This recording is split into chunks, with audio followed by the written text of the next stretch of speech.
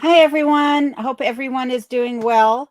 Sorry, I'm late. I still have contractors on site, and so I was just giving them some last minute instructions before I headed in to start the live stream. So, jumping right into things though, um, welcome Steve from Steve's Woodworking and Homestead. So glad you could be here tonight.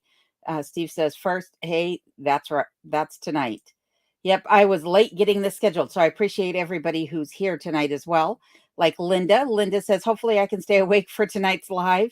I hope so, but if not, I completely understand. I understand it's late even for Colorado. So, and was never Nurse Ratched. Hello, hello. Thank you for being here. Says looking forward to it. And Virginia McCool, thank you so much. I appreciate it. And Virginia says, hi, Alone and Friends. So happy to see you. I'm happy you're here too. So thank you very much. And Rob from Curmudgeon Inn, thank you for being here. Rob says, does not count if you do not stick around in the chat, saying that to Steve at Steve's Woodworking. And Ira Handworker, thank you for being here. Ira says, hello, Alone, and all my friends. Hope you're all doing good. My mom and I are happy to be here. Well, we're happy you're here too, Ira. So glad you could be here tonight with us. And Rob says, I am here trying to finish this cheesecake and get it set before you start. Well, good luck with that. Hopefully the cheesecake turns out wonderful. Ira says, greetings to Rob over at Curmudgeon Inn. Hope all's great for you. And Rob says, the screen on the TV says her live is at 8 p.m. One on my MacBook says 5 p.m. Well, your TV might have the wrong time set on the time zone for the television itself. And hello, Dustin Law. How are you doing tonight? Dustin says, hello, all. And Clint says, good evening from East Texas. Hope everyone had a great day. I hope you did too, Clint. Thank you for joining tonight in the chat. And Patty Roberts says, it's nice to see you. It's nice to see you also, Patty, in the chat. So glad you could join us tonight. And Elizabeth from Ohio says, hi. Hi, Elizabeth. So glad you could join us. And just going down some greetings here. Annette says hello. So glad you could be in the chat again tonight, Annette. I really appreciate being here. And of course, we have Matt AK. He says, hi, Miss Alone. Can't stay to chat today. Currently going to explore Juneau before my next flight. Just wanted to say hi. Well, thank you, Matt. I hope you have a great time in Juneau. And remember, for anybody who joins late, or if you happen to sign off early for whatever reason, you can always watch this on the replay. If you do, I recommend watching it in double speed. You can still understand everything that's being said, but it's a lot more fun to watch. I watched one back in double play, and it was quite funny, actually. And Poor Man's Homestead in Canada, thank you for being here. So glad you could join tonight. And same to you, Debbie Ledbetter. Says, yay, made it on time tonight. So happy to have all of you here. And Heidi says, hello from South Bend. You're my favorite. Well, thank you. I appreciate that. And I appreciate you joining the live chat tonight. And along with Ruth Shields, who says hello from Iowa. So glad you could be here tonight. And let's see here. Was never Nurse Ratched says, yes, ma'am. I'm Kathleen, but was an RN for 30 years, but resigned back in 2021. Almost lost mom. Oh no. And loving life now, spending time with her on our acreage here in North Central Florida. That is awesome. I'm so glad that you're getting to spend time with your mom and that you got some land for yourself as well. And Lonnie Poe, so glad you could be here again tonight. Lonnie says hello from Parkton. Finally got some rain. That's good. It's been threatening rain here for the last couple of days, but it hasn't done it yet. So hopefully we get rain, but so far nothing. It's just been spitting off and on more than anything. And there is Poor Man's Homestead Canada, BC YouTube channel. Please be sure to pay him a visit and tell him Alone sent you. And for Poor Man, it is 6 p.m. in British Columbia, where he is residing. And hello, Roger Weston. How are you doing tonight? Roger says hello from Idaho. I love Idaho, by the way. Before moving to Alaska, I did actually consider moving to northern Idaho along the panhandle there. And Poor Man's given some thumbs up and just wants to remind everybody to do the same. And if you could, I would really appreciate it. It does help you to promote not only the live streams, but also my other videos. And Clint says, that was a nice looking moose. Are you going to try to put a saddle on it? Afraid not, Clint. Afraid not. I don't think I'll be riding a moose anytime soon. Maybe getting one in the freezer, though. That would be good. And Brenda says, awesome. First time in the chat. Well, I'm so glad you were able to join the live stream and join the chat as well, Brenda. I'm glad you're here as well. And Jim in Alaska says, hey, everyone, be sure to check out Jim's channel also. He is currently trying to find property. I saw your last video, Jim, and one of your last videos. I know you've been putting out a few short ones here over the last couple of days. But I wanted to say that I'm sorry to hear that your contract on your last property did not go through due to reasons outside of your control. So wishing you all the best in finding a new piece of property that works out even better for you. And Gnomestead at Alaska Off Grid is here. Hi, Nomi. How you doing tonight? Nomi says, Heidi ho, homie. Working and listening. You need me, holla. Will do, Nomi, will do. And Lonnie says, glad to see Kenai helping with the gardening. Yes, he is so funny. I actually wound up tying some twine around the stakes that are holding the timbers in place, but I left a little gap about 6 inches wide between the fence and the first stake. And he went right in there. He didn't care. He was like, I'm tall enough, I can step over that. So I don't know if I'm going to be able to keep him out of the garden or not. And poor man says, been a long time, kept missing you. Well, I'm glad you finally got your timer set correctly so that you could be here with us tonight, poor man. Really appreciate it. And Roger says hello to Curmudgeon Inn, and Rob is also asking Nomi how things are going for him. And Jerry, how are you doing tonight? Jerry says hello from North Texas. Glad I found your live. Well, thank you, Jerry. So glad you could be here with us tonight. And Charles O'Neill, I'm glad to see you in the comments again or in the chat tonight. And Charles says hello, everyone. I have stopped in Minneapolis tonight. Sorry, my tongue is not quite working well, it seems, tonight. But Charles, I'm glad you have stopped for the night, and I hope all is going safe on your travels. And Clint is saying, good evening, sir, to Nomi. And there is Gnomestead's channel link for everybody. Be sure to check out Nomi's channel. And again, tell him Alone sent you. And Jim in Alaska says, I think it just wasn't, meaning probably wasn't meant to be. Yep, I hear you. Sometimes that's the way it goes for sure. But when something like that happens, my thought is that the next best thing will come along. The right thing will come along in due time for sure. There's Jim's channel link for everybody. So again, if you could pay him a visit, I'm sure he would greatly appreciate that. And there we go. There's Gnomestead's comment. Gnomestead says, I'm okay, Rob. Glad to hear it. Glad to hear it. And Was Never Nurse Ratchet says, is there another way to spend or to send money besides super chat, etc., to support you? Well, I do have a channel membership page. I believe they start out at $4.99 or $2.99, something like that, and then it goes on up from there.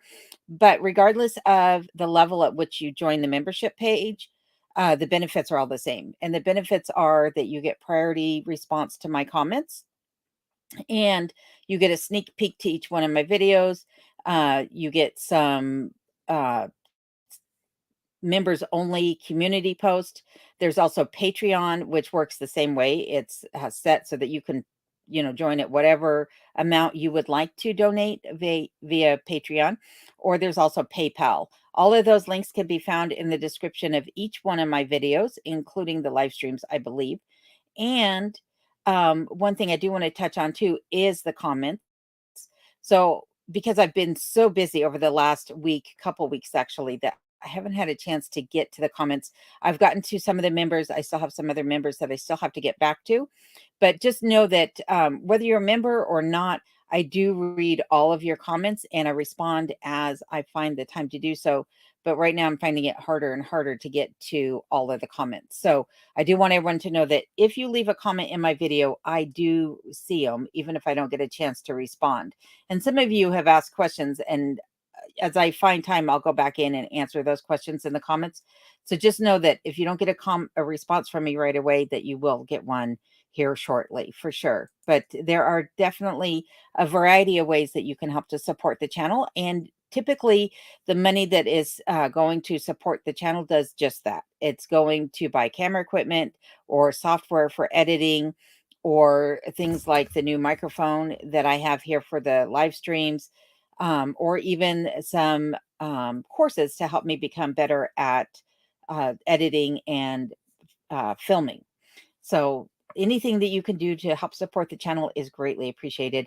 And remember, it doesn't cost anything to subscribe to the channel. That is free. You don't have to join anything or whatever. But everything you do, including watching the videos, is greatly appreciated. So thank you for the question. And poor man is saying to Nomi, or he's saying, commenting that Nomi did a nice coop. Yes, Nomi had a premiere the other night showing his coop build. It's quite colorful, and I'm sure his new his chickens were going to enjoy the new coop for sure. And hello, Sylvia. Sylvia says, good evening from Canyon, BC. So glad you could be here with us tonight, Sylvia. And hi, Sarah. Sarah says, hi, alone. And all, I've been helping build the chicken coop for the last few days. Eek.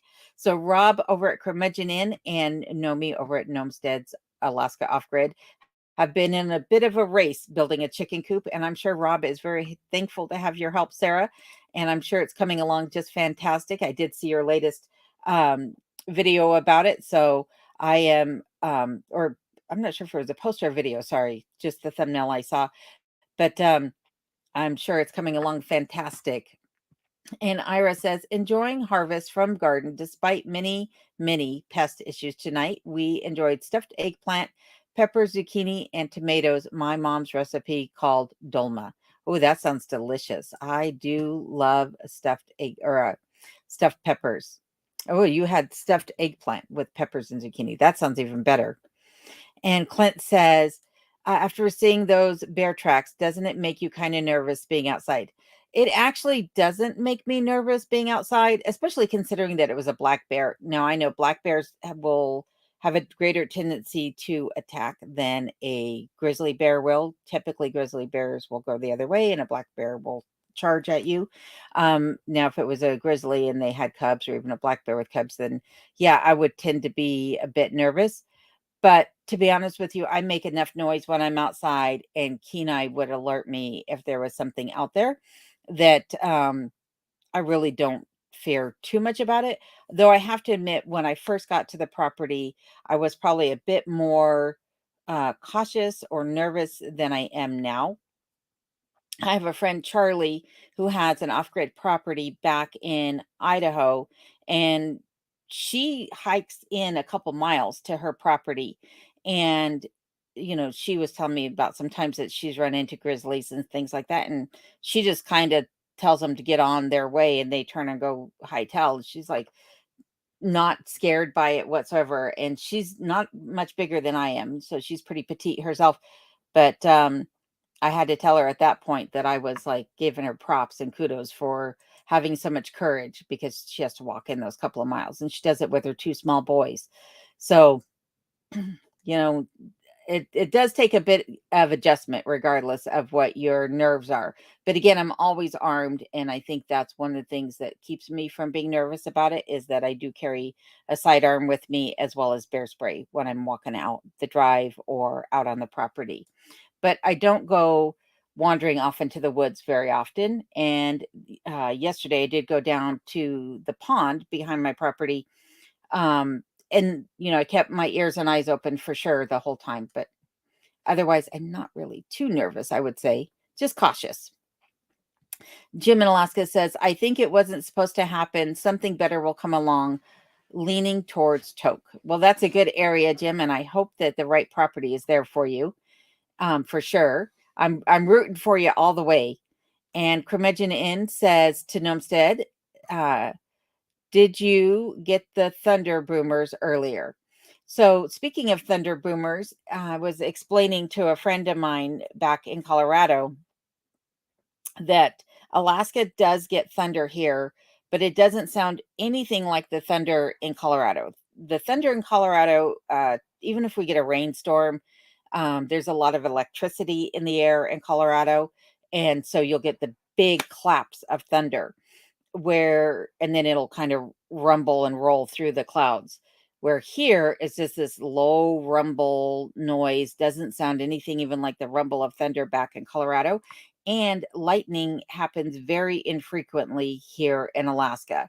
So I had always thought that you couldn't have thunder without lightning. But here you're going to get thunder, but you're not going to see the lightning, even if it's present. So it's one thing about working outside. I don't really fear getting struck by lightning like I did in Colorado. But the thunder, it'll just go on and on and on and on for what seems like an eternity, but you'll never see a strike from it. So my bet is here from Florida. Hello, my bet. Thank you for being here with us tonight in the comments. So glad you could join us. And Deb Wiley, so glad to see you, Deb. Um, Deb says, greetings alone. Greetings to you as well, Deb. And the Gnomestead says, yep, thought it was all, artillery practice. You guys got some massive thunder then.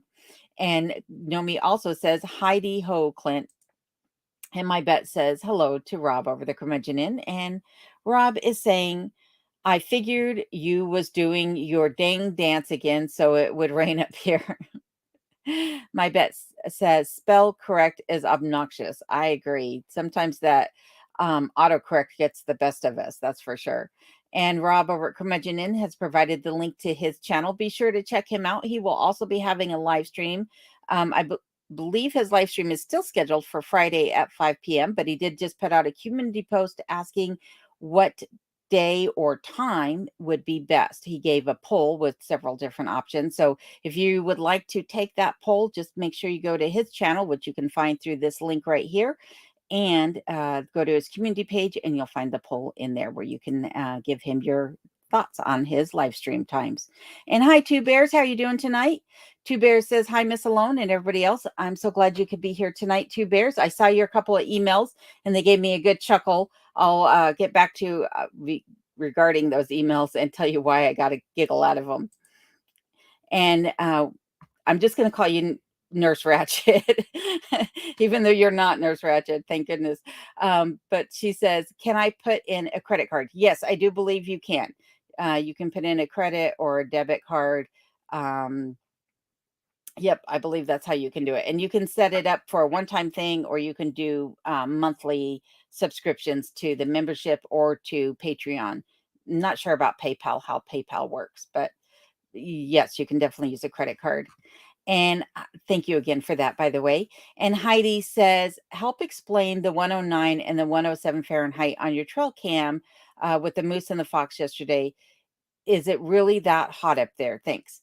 So I believe that that was caused by the sun hitting the heat sensor directly, and also because where the camera on the pond trail is set, if you look at the video, you'll see that there's a sign behind it. That sign is metal, so the sun was probably heating up that metal and then causing an anomaly with the thermometer to say 109 and 107. But it does actually, excuse me, it does actually get that hot up here, believe it or not. Not typically where I live will it get that warm. But even my thermometer that sits on the front of my cabin, now my cabin is dark brown, the thermometer is facing west. And in the late afternoon in the summer months, when that sun is coming down and hitting it, it'll say it's 120 or 140 degrees outside.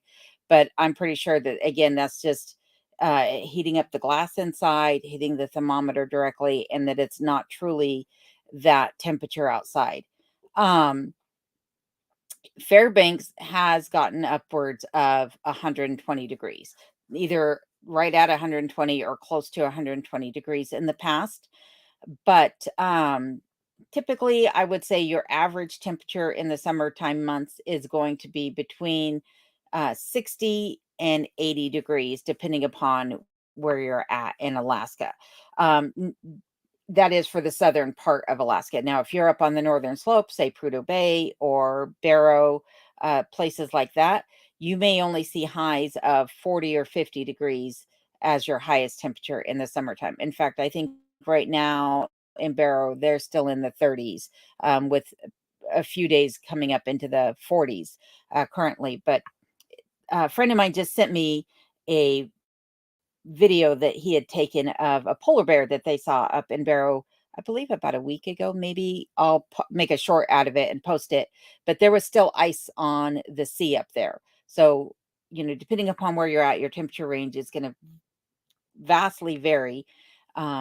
just because of the size of Alaska and the difference in terrain. And let's see here. Nanny Goat Acres, thank you for being here tonight. Nanny Goat says, evening from far northeast Texas in the Dallas area. Well, thank you for being here tonight, Nanny Goat. I really appreciate it. And Was Never Nurse Ratchet says, perfect. Thank you very much. We'll do it. Thank you as well. I appreciate it. And Colorado Pack Rat Prepper is here and says, there you are. Howdy. Howdy to you as well. Hope all is going well in your neck of the woods back there in Colorado. And so glad you could be in the chat tonight. And Nurse Ratchet says, yes, you are very nice. Well, thank you. I appreciate that. It's always nice to hear when others see it. So thank you very much. And Nomi says, I don't rain dance, but I did sacrifice a fuzzy tail tree rat. It worked. Yay. Hopefully the tail tree rats are leaving you alone these days, Nomi. I hope you got all of them.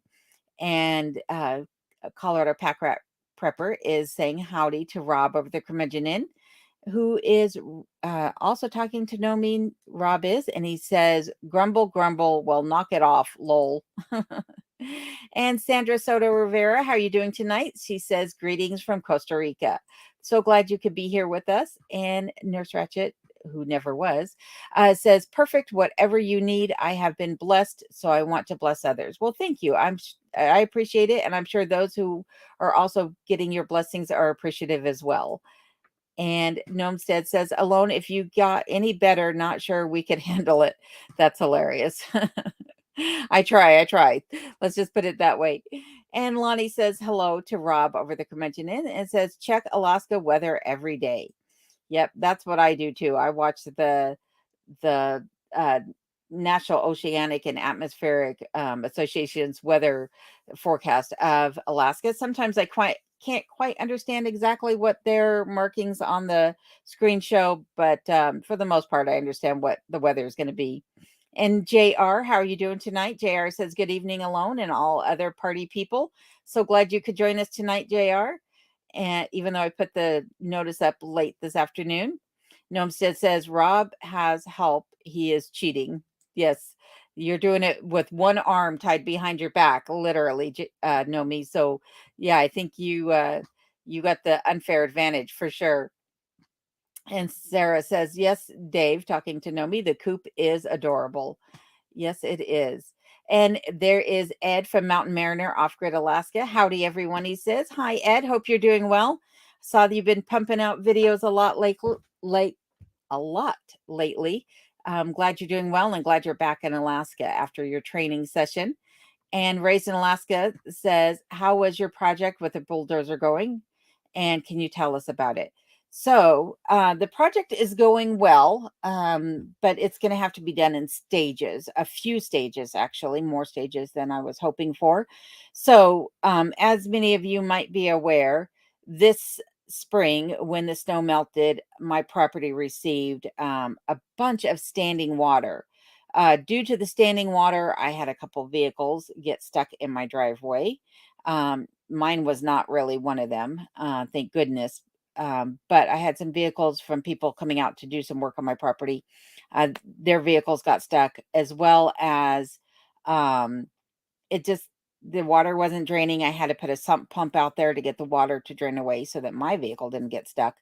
And because of that, I knew that I was going to lay down a new amount of rock and basically road grade rock and different courses of rock down on the driveway, create a new drive pad. So that was part of it. I also needed to create a fire break around the cabin because I had stands of trees on both sides of the cabin that were too close for comfort. They were too close, not only because if a fire did come through, then it would help to bring that fire in closer to the cabin and potentially cause the loss of the cabin, but also because they were thin trees and we get some really strong winds out here, upwards of 80 miles an hour. And I was afraid that the winds were going to bring those trees down onto the cabin itself. So we cleared the stand of trees, and then also cleared all those saplings from the back of the property, as well as took down the mound of dirt that was in the back of the property, ripped out the old garden that had been there since the previous owners, and a whole host of other things. But the reason it's being done in stages is because they have other projects that they have to get to. So they've spent, the last week here essentially working around the cabin, taking care of what they can. But also, when I called for locates, they pointed out that there's a fault in my main electric line, which just happens to be a private line. So it's not maintained by the electric company because it comes from the pole into my house and then from my house running over to the bunkhouse. So there's a fault in that line between the main cabin and the bunkhouse, one of the outbuildings I have on my property. And I need to have that line replaced. Also, they were showing where the power comes into my cabin, that the way it's riding, coming into the foundation, that there is the potential that if the cabin should shift or move during an earthquake, that it could cause damage to the coaxial part of the power cord, right? The rubberized lining of it. And then it would just sit there and get hot because it's a live wire, and I could potentially lose my cabin to a fire that way. So though that will need to be replaced before I can actually put the driveway down. So that's another reason why it's being done in stages, because I'll need to have an electrician come out and replace that wiring, and potentially replace some wiring in the cabin as well, because none of the wiring in the cabin is in conduit. It's all just loose wiring that's just tacked up along the walls and what have you. And there is some hot lines that are sitting around in various areas of the cellar that I need to have addressed as well. So lots and lots of work still to happen here. It's one of the things when you buy an older home that you just don't really know what you're getting into until you've already gotten into it. And especially when you buy in rural or remote areas of Alaska, because in many of these areas, there are no building codes.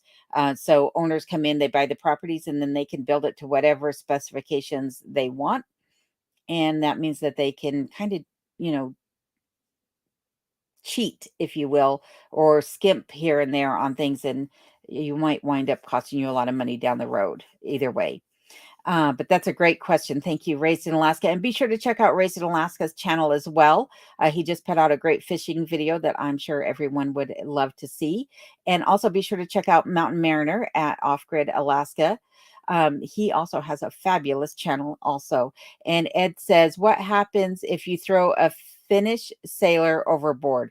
Helsinki. At least you threw the punchline in with the joke this time, Ed. Much appreciated.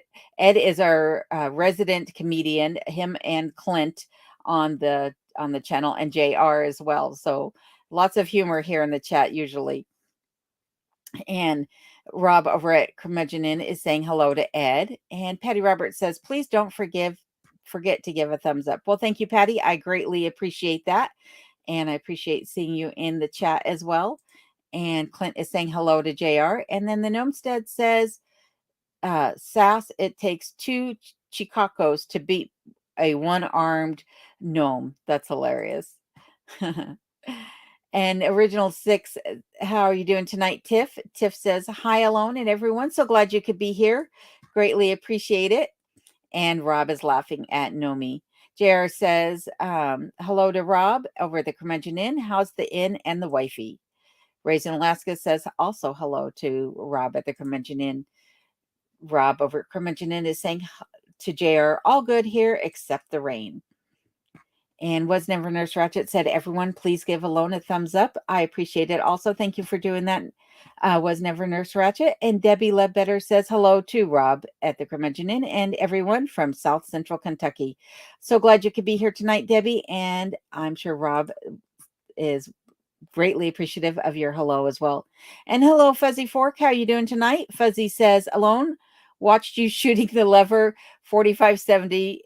Best that you get a lighter bullets around 25 or 250 to 300 grain bullets. They will not kick as much, but they are still 45 caliber. Yes, I also wasn't standing correctly. when I watched the video back, I was laughing at myself because my stance was way off. But to be honest with you, if a bear were to cross my property or a moose were to be charging me, chance of me getting into the proper stance in that moment, probably not likely. So better to just get a shot fired off to defend myself if need be than to worry about how I'm standing. But yeah, it was a good laugh nonetheless, watching that little clip of me shooting the gun. And there's Bill from Alaska's Last Frontier Homestead. How are you doing tonight, Bill? Bill says good night or good evening, everyone. So glad you could be here, Bill. And Ira says, hope everyone was safe from smoke from the Canadian fires. It did not reach South Georgia. That's good. I know I have a friend in Ohio, and she was saying that they had air quality warnings, and she was a bit concerned about that because they were telling everyone to basically stay inside over the next few days because the smoke was so bad in their area. So I hope everyone, you know, made it through just fine, including those in Canada who were affected by the fires. And JR says to Ed over at Mountain Mariner Off Grid Alaska, did you figure out a suitable grounding for the wind turbine? And AFJ, how you doing tonight? AFJ says, good evening, y'all, from the heart of Dixie. So glad you could be here with us tonight. And Fuzzy is saying hello or good evening, sir, to Rob at the Curmudgeon Inn. Bill over at Alaska's Last Frontier Homestead says hi to Raised in Alaska. Good video today. Too bad you only got one fish. Spoiler alert, folks. Spoiler alert. And Rob over the Curmudgeon Inn says to Gnomestead, yeah, well, my coop is also 4 times your size and the wood had to be milled. I cannot snap my fingers and have pallets. Lol, this is true. For those of you who don't know, the Curmudgeon Inn is located at the top of a steep hill near Talkeetna, and Rob has to bring everything in via the train. So he's a whistle stopper, and that means that he's got to wait on the train to take him into town and to bring everything back in. So, and then he's got to hike it all the way up that hill.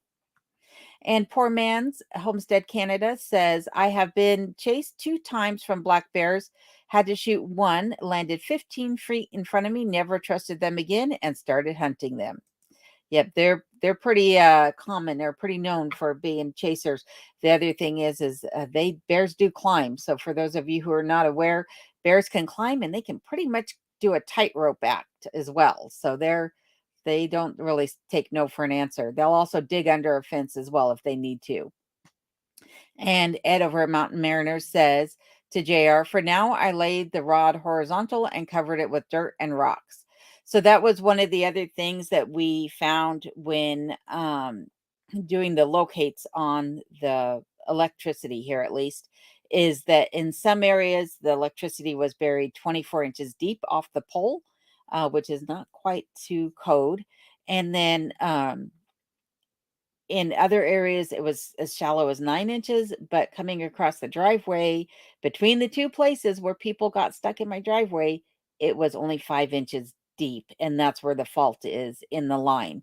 So it's a good thing they didn't get stuck in that area. Otherwise, I could have lost my cabin or had somebody become injured from the incident as they try to dig themselves out. But when I get the new line run, we'll get it buried, 36 to 48 inches deep. But it's not going to be a cheap process, I'm sure. I'll get quotes in a couple of weeks and we'll see how soon I can get it done from there. But it has to be done one way or the other.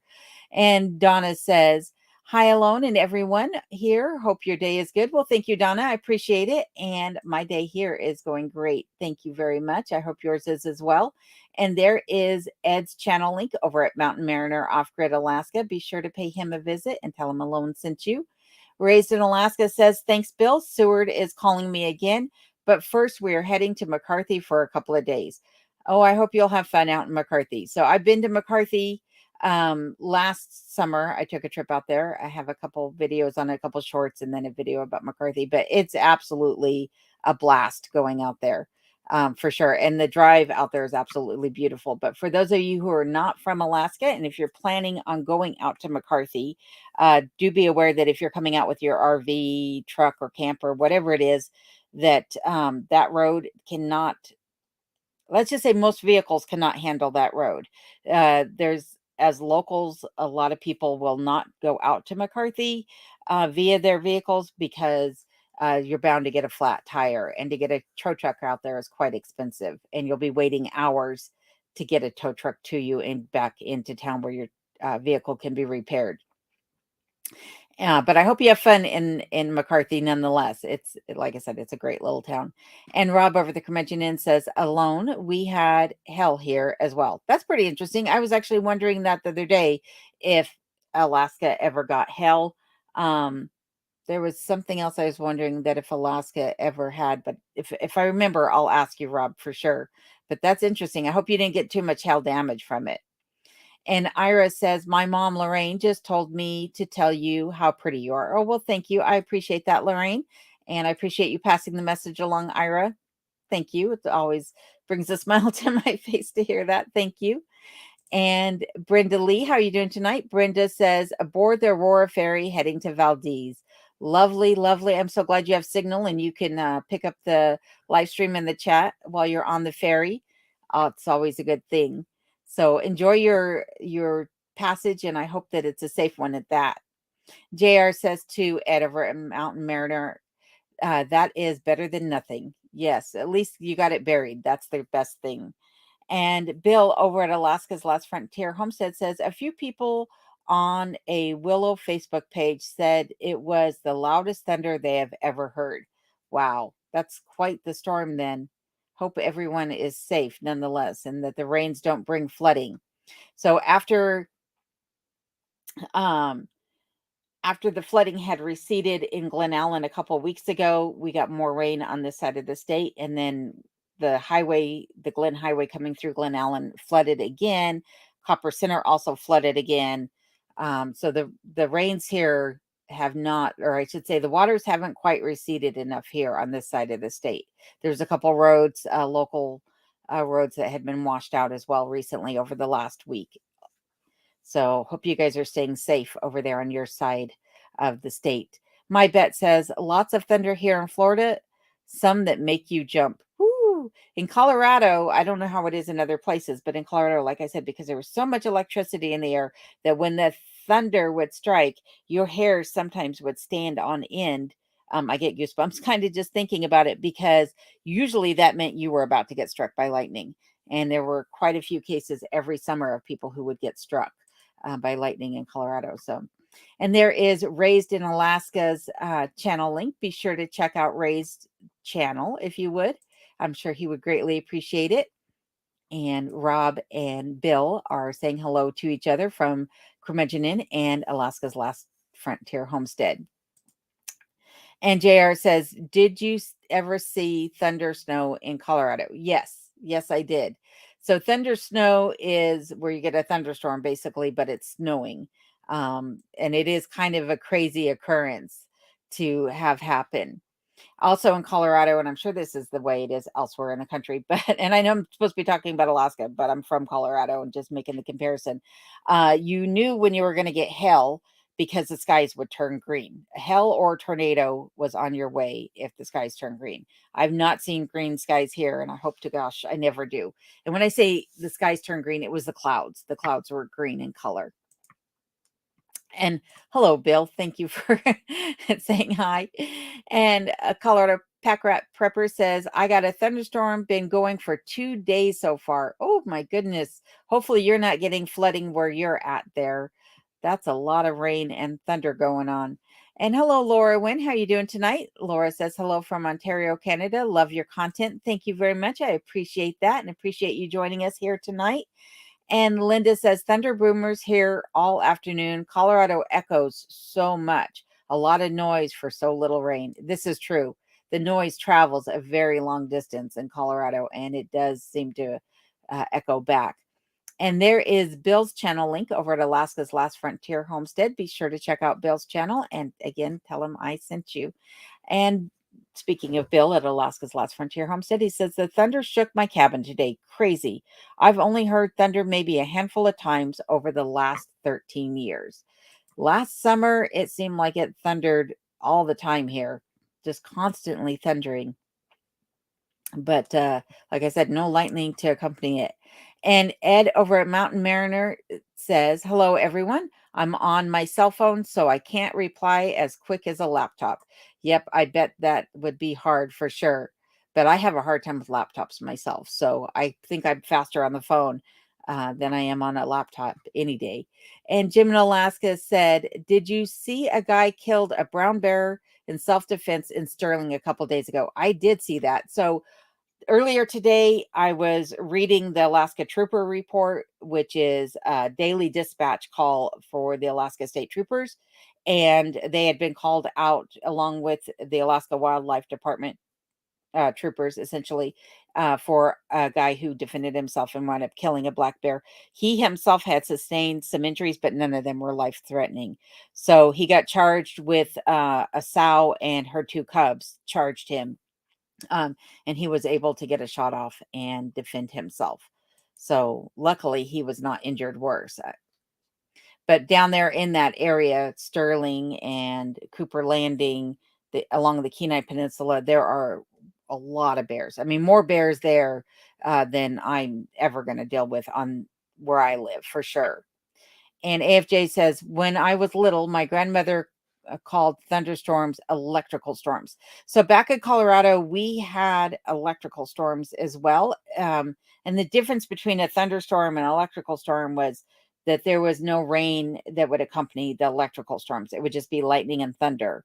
And those were, I think, in my opinion, more dangerous than getting the hailstorms, though we had some pretty severe hailstorms as well, because the electrical storms, um, you never knew, when it was going to strike. And again, it would take people every year. It would cause damage to property and things like that. It was crazy. But yeah, I can understand why she would call him that for sure. And Todd Miller, how are you doing tonight? Todd says, "Good evening from Pittsburgh, Pennsylvania." Well, so glad you could join us. We're glad that you're here in the chat also. And Alaska's Last Frontier says to Todd Miller, "What part of Pittsburgh Yin's from?" And Todd Miller says to Bill, "I'm in the North Hills, specifically Marshall Township." And Bill has replied, "I grew up outside of Newcastle in Lawrence County near McCollins Mill." Very cool. Very cool. Clint says, "I enjoy all the different Alaskan channels. Fun to learn how different areas require different strategies to make things work." Yes, as I said earlier, every part of Alaska seems to have its unique characteristics, which vary so greatly from the next part of Alaska. The terrain, the climate, you name it, it's all different for sure. And Charles Quick, how are you doing tonight, Charles? Charles says, "Hello from Missouri. Alone, I hope you are doing well and getting a lot of your to-do list done." Well, I'm getting a lot of things done, some things sooner than I thought I was going to get done, and other things have kind of just taken a back seat for a moment till I get the bigger items knocked off the checklist. But thank you for that, Charles. I appreciate it. And so glad to see you in the chat tonight. Was Never Nurse Ratchet says, "Those are the perfect temps for me. Need cooler weather." Yes, I'm the same way. I love cooler weather. That's one of the reasons why I was very happy to purchase this cabin in Alaska. My typical summertime range is about 40 to 60 degrees on the top end. I'll have a couple of days where it'll get above that, but for the most part, I stay pretty cool here, which is really, really nice because I don't like hot weather. And Fuzzy says, 108 watching, 47 thumbs up. Hit the like button. Thank you, Fuzzy. I appreciate that. And Curmudgeon says, "It's been cool here this week. Today never got over 48 degrees." I'm not sure what the temperature was here today. Oh, it looks like I have my flashlight on. Let's see here. Give me one sec here, folks, and I'll check out the weather app. Let's see here. 53 currently, and it says the high was 54 here today. So it didn't get too hot, but it was a bit warmer earlier today. And JR says 46 degrees Fahrenheit currently in Barrow. So today is a warm day for Barrow for sure then. And Alaska's Last Frontier is again reminding everybody to give a thumbs up. Thank you for that, Bill. Greatly appreciate it. And hello, Clark Leakins. How you doing tonight? He says, "How goes the employment search?" So I put the employment search on a back burner because I decided to make YouTube my full-time gig for now. And to be honest with you, I'm kind of glad I did it because otherwise I may not have the opportunity to be here when I have contractors working on my property. So for now, I'm just doing YouTube. And who knows, I might eventually go back to looking for a full time or a part time gig someplace. But right now, I'm going to take my time and enjoy Alaska. That is, after all, why I moved up here. So, but thank you for asking for sure. And Bill over at Alaska's Last Frontier says it's upper 40s here in Willow and rainy. Well, hopefully that rain doesn't last too long, but be glad you have the cooler temperatures because I don't know about you, Bill, but I'm not a hot weather friend.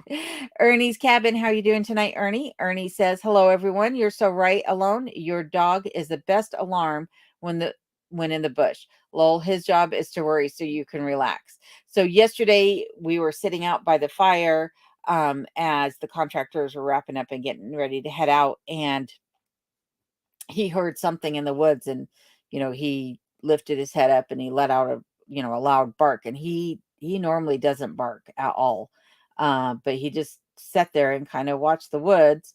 Never really got defensive or anything like that. He sat up at one point and got real close to me like, "I got you, mom." But yes, having a dog is the best alarm that you could ever have.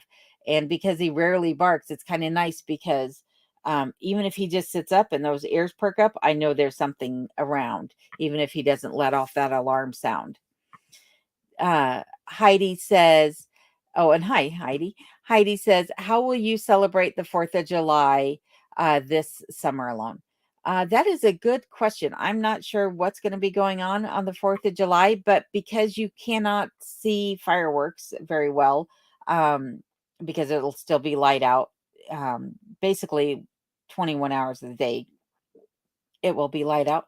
I'm not sure what I'm gonna do. Last year, I believe my contractors were here, a different set of contractors, working around the property, and this year, I might actually have my friend who is a former coworker of mine, she might be coming back up around that time, so maybe I'll spend the 4th of July traveling around Alaska and showing her the sights.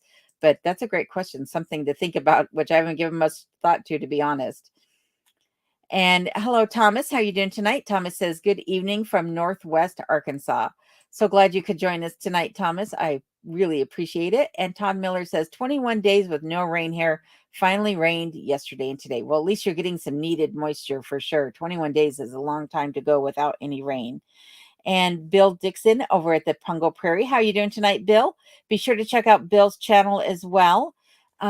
He has a fantastic channel, and he says, "We had thunderstorms also here on the Pungo Prairie this afternoon. Tally girl hates them." Oh, I bet. "But it's all peaceful now. I still need to catch up on your last two videos. Just wanted to say hi." Well, thank you, Bill. I really appreciate it. And I need to do the same. So that's the other thing. I have been watching people's videos, but I've been letting them play basically in the background while I'm trying to get things done. And so I haven't had a chance to really comment on videos, but I am busily watching and listening where I can for sure. And there is Bill Dixon's channel link. So, like I said, please be sure to pay him a visit as well and see what his channel is all about. And hello, Carol. How are you doing tonight? Carol says, "How have you been feeling?" I have been feeling really good lately, though I did notice in my last, I think it was the last video.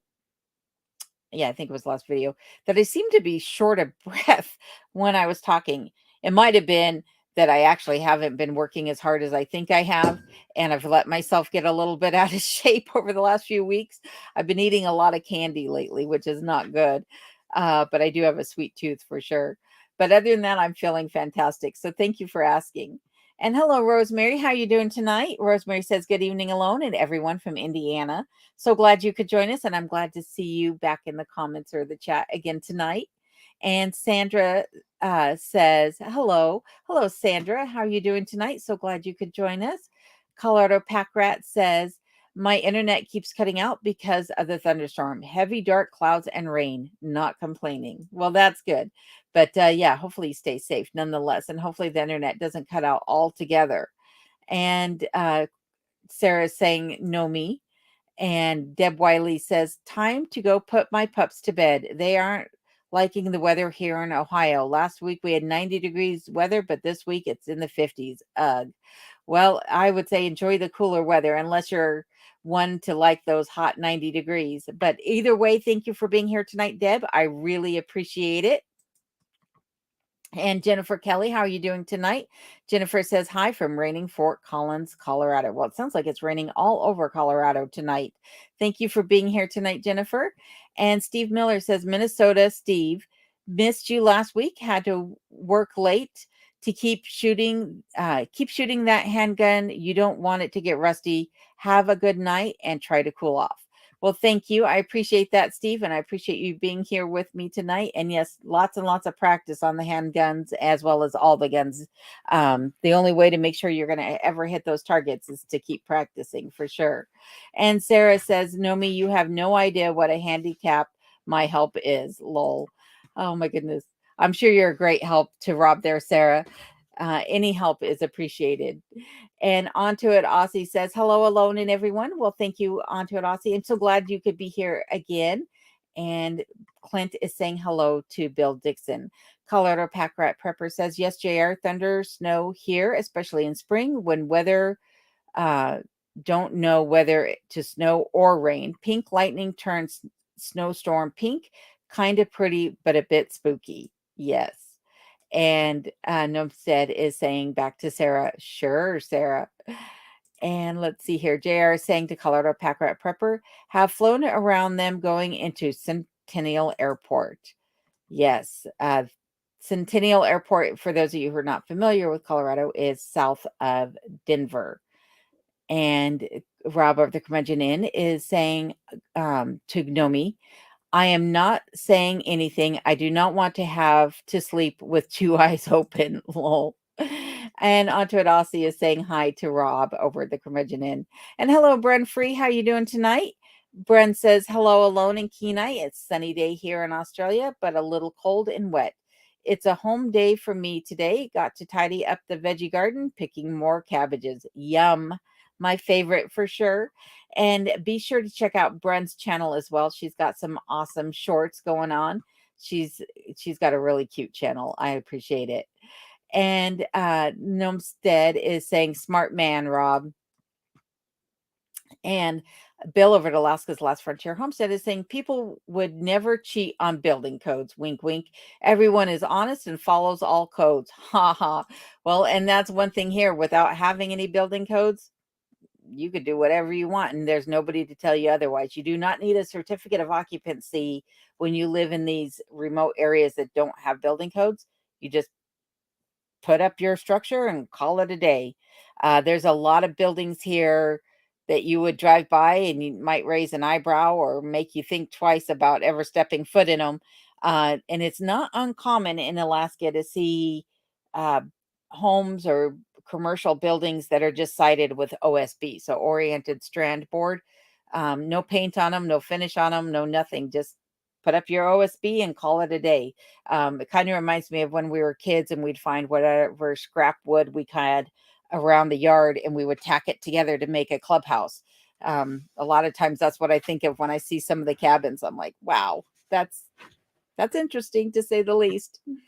Colorado Pack Rat Prepper says, JR, I bet that was pretty, talking about the thunder snow in Colorado. And Rob has put up Bren Free's channel link for everybody. So be sure to check out Bren's channel and tell her that I sent you. And Patricia, how are you doing tonight? Glad to see you in the comments in the chat again. And Patricia says, hello, alone and friends. Just dropping in for a minute. Well, I appreciate it. Any time you can spend here is a good time. So thank you for that. And JR is saying to Colorado Pack Rat Prepper, especially at night. Those storms are really pretty, I bet. And Onto It Aussie says, hi, Bren Free. It's not sunny where I'm at. Been raining for days. Sounds like it's raining all over the place. And there is Onto It Aussie's channel link as well. So be sure to pay them a visit also. And Susan P says, good evening, everyone. Good evening to you, Susan. So glad you could join us tonight. And same thing to you, Pauline Parker, who says, so sorry to be late. Better late than never. And I appreciate you being here either way. So thank you both. And Bren is saying Coop Cowboys, and giving them a good giggle to both Rob at the Curmudgeon Inn and Nomi over at Nomesteads Off Grid Alaska. And JR Colored or Pack Rat Prepper, rather, sorry for that, says to JR, wow. Yeah, driving through or flying through those at night would be something else for sure. And Nomestead says to Bren, yeehaw, giddy up. Julianne Avery, how are you doing tonight? Julianne says, hello, everyone. It's pouring out in central New York as well. Like I said, raining all over the place tonight. But I'm so glad you're here with us tonight, Julianne. We'll keep you company while you sit through that rainstorm. Poor Man's Homestead Canada says the rain we have got in the past 2 months. I'm sure there's no smoke here in Canada, BC. Well, that's good. At least you're not getting any smoke, and hopefully you're saying that you have got rain, or maybe you're saying no rain. I can't tell by your comment, so apologies for that. And let's see here. We got lots of hellos going back and forth between Rob and Bill Dixon and Pauline and Julianne. And Beverly, thank you for being here tonight. Beverly says, I lived in Alaska from 1982 to 2013. I'm back in Ohio now. It's been rather cool here for a couple of weeks. It's okay. Slow getting my garden in. Have a good one. You too, Beverly. But like I said, I appreciate you joining in the chat tonight. And yes, my garden was slow to go in as well. I meant to have it in over Memorial Day weekend, but things happened, and I'm kind of glad it didn't go in as early as I'd planned on. So I hope your garden is successful nonetheless.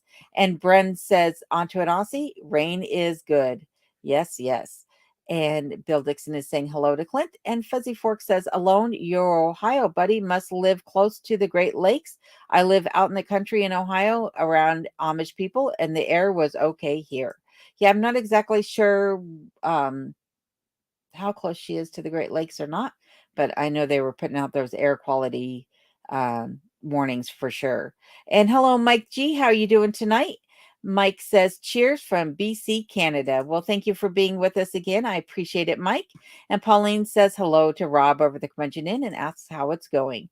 Bren says, alone, do you use sauerkraut and other canned preserved foods much? Yes, I do. I absolutely love sauerkraut. And I have not gotten to can anything yet here in Alaska. And so I was thinking about it today. I was like, man, I really need to get that canner out and get it going. So maybe after things slow down between times when the contractors will be here working on things, I'll be able to get some canning in. But I have lots of things that I need to get busy with as around the kitchen for sure. But yes, lots of preserved foods. I think it's really the best way to do it is to eat fermented foods for one, but also to can your own things. So that's one of the reasons why I wanted to get that garden in as well. And Deb says, Fuzzy Forks, the weather alert happened as far south as Youngstown and Warren. Speaking of the air quality warnings there in Ohio. And Dogman is here, everyone. Say hello to Dogman. Dogman says, hello, folks. Hope everyone is well. We hope the same for you, Dogman. And I'm so glad to see you in the comments tonight. Hope you're doing great. Onto it, Aussie says, Brun free. Yes, it is. Just so long as we don't get floods again. I'm right on the river, and we got it real bad last year, lost many homes. That is unfortunate. Well, we'll keep our fingers crossed for you and say our prayers that your home and those in your area are not affected by floods, just along with everyone else, it seems like. And Fuzzy Fork says to Deb, I am south of that. Poor Man's Homestead says, and they run fast downhill to the scariest I've ever been, hearing it behind me running for Creeding to shoot it. Yep, bears do run fast, a lot faster than you would think they could run. That's for sure. For a giant animal, they are quick on their feet. And Rainey Hammond, hello to all. Thank you for being here, Rainey. Appreciate it. And Susan P says, black bear in my yard once, and he climbed a tree in about 3 seconds. Yeah, I watched a video the other day about a guy who tried to escape a bear by climbing a tree. Luckily, the bear lost interest in the guy and went about his merry way, but the bear climbed right up after him. I mean, the guy didn't, if the bear had gone too much further, the guy wouldn't have stood a chance for sure. And Deb says to Fuzzy Fork, I was in Fredericksburg and Navarre last week for strawberries. Oh, strawberries. I do love strawberries, that's for sure. And Willie Rose, how you doing tonight? So glad you could join us. Willie says hello from North Carolina. Hope to be joining you in Alaska next spring if everything works out how we have it planned. Well, that is fantastic. I hope your move goes successfully and without a hitch for sure. And Fuzzy Fork says to Deb, we got rain. Grass was getting brown in areas. And Annette Witt, thank you for being here again tonight. I appreciate it. And Annette says, last year I had a black bear cub walk right through the front yard 20 feet from me. Yeah, the bear that I saw the tracks of, he was obviously a juvenile, a young bear, not quite a cub, but probably a yearling. And I think that would scare me less than if it was a full grown black bear, whether it's a sow or a male. But the young ones probably wouldn't scare me too much. I could probably scare those off, I hope. But I'm glad you were safe, Annette, for sure. And Fuzzy says to Deb, I have 25 acres, 15 cats, and a lot of cobwebs. Oh my goodness. And Jill K, how are you doing tonight? So glad you could join us. Jill says, hello, Alone and everyone. We had some rain here in Texas, but we could use more. It's very humid now. I had a fixed dinner before I got onto the live stream, and I was eating it, and it was jambalaya. So my brain just went blank, and it was very spicy. And I was sitting there thinking about people in the South eating hot, spicy dishes when it's hot and humid out. And I was like, to me, this is comfort food. It's cold weather food. But if it was a 90-degree day or a hot day, I don't think I could do it. And the humidity also made me think about that because you eat something so spicy that you might start sweating. And I was like, I don't know if I could eat spicy food if it was humid out and hot at the same time. But I hope you get the rain that you're looking for there, Jill. And Bren Free says, onto it, Aussie. I'm on a creek line and creek is up, but not overflowing. Stay positive. Water goes where it wants to go. That's nature. That is for sure. That is absolutely for sure. And Deb says to Fuzzy Fork, I live on a city lot with 2 dogs, 1 cat, and plenty of my own cobwebs. I did get the garden plants in on Sunday. That is fantastic, Deb. I'm so glad to hear that. And Rob of the Curmudgeon Inn says, we had a run in with a sow black bear, and 2 older cubs, only 150 yards to the track. 1 cub ran for the hills and 1 climbed the tree. And I'm glad you guys were both safe, though I'm sure it gave Sarah quite the fright. And Byron says, hi, Alone. Great to see you. I wonder if you could create a rock ditch to drain the water and make a fire break too. Yes, that is one of the things that I've been talking to the contractors about, is about creating some drainage along the sides of the driveway, as well as putting in some, French drains to take the water away in other areas as well. So yes, great idea. Definitely. And Dogman says, I just got home from the senior center. I believe that's what that's saying. And we had a Michael Jackson dancing lessons. They kicked me out for twerking. The nerve. Oh my goodness. A sight for sore eyes, I'm sure. And Rob over the Curmudgeon says, Sal charged 1 shot to her port side. She stopped, roared at the cub up the false charged again. 1 shot 10 feet from her, and she left a little punk in the tree and she hightailed it. Cub in the tree cried for 15 minutes. Oh my goodness. Well, hopefully he finally made his way down and made his way back to mom. But I'm sure it's something he won't forget anytime soon. And hopefully she doesn't either. But like I said, I am glad that you're both safe for sure, Rob and Sarah. Brun Free says, hello, Ira. Say hi to your mom from Brun. Hope all is good with you both. And the Homestead says, most of the forest fires that happen in interior and central Alaska and around Fairbanks are caused by lightning strikes. That's interesting. That is very, very interesting, because the things that I was reading and the people that I've talked to in the area said, yeah, lightning is something they rarely see here. So yeah, that's interesting. It's funny. The things that you read online, right? See it online, it must be true. Um, versus what the local knowledge is. So it's like I said, it's always good to have other Alaska channels here, especially those that have lived in Alaska for a long time, so that they can help set the record straight. I appreciate that, Nomi.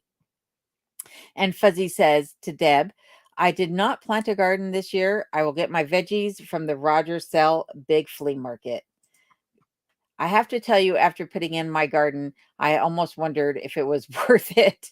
And I was thinking, I know this was supposed to be a temporary garden, but maybe it'll be my permanent garden because it was so much work.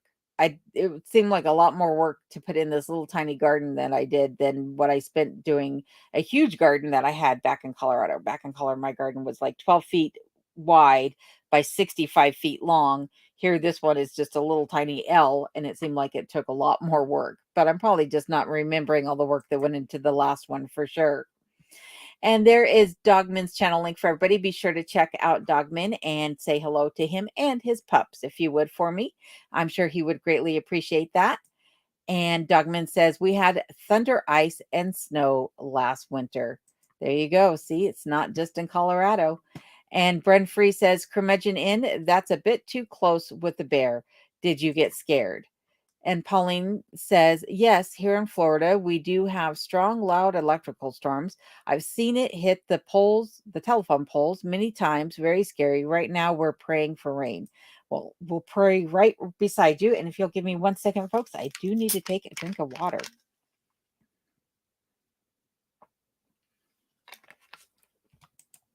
And oops, sorry, Two Bears. I just clicked off your comment there. Two Bears says, we get a lot of thunder snow here. It happens when we get very strong snowstorms. Interesting. I thought it was just a Colorado thing. I had no idea. Shows you how much I know. And onto it, Aussie says, lol, Bren Free. So laughing out loud. I know there's people that don't like it when I say lol. Not in my street. And 1,000 and thousands of sandbags, army, and heaps of locals decided not happening and saved all our homes. That's awesome. But we was surrounded for days, joys of living on a river.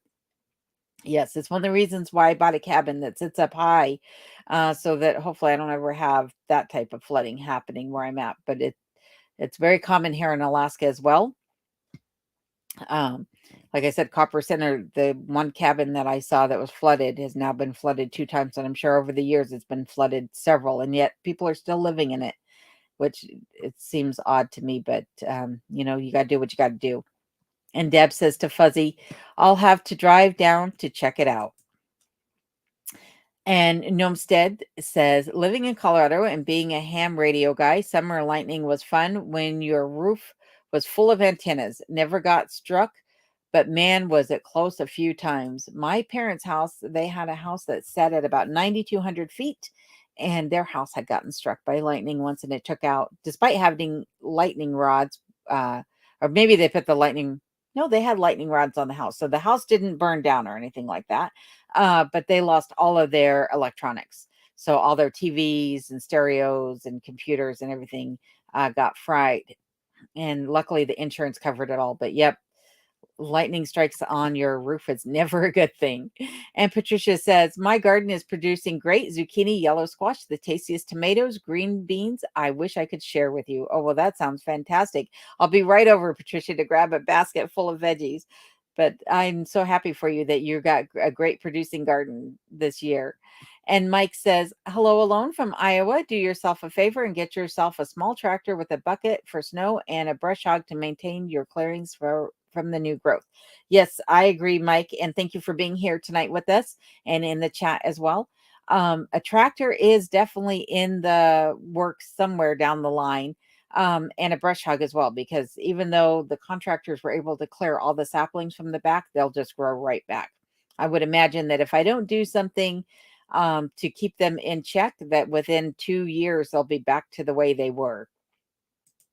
So thank you for the suggestion. It is a great one at that. And Deb says, the green sky is terrifying. I agree. It is. You know that you need to take cover when you see that green sky for sure. And Rob over the Curmudgeon Inn says to Bren, takes a lot to scare me. Little black bears, I do not stress over. The brown bears, I do a bit.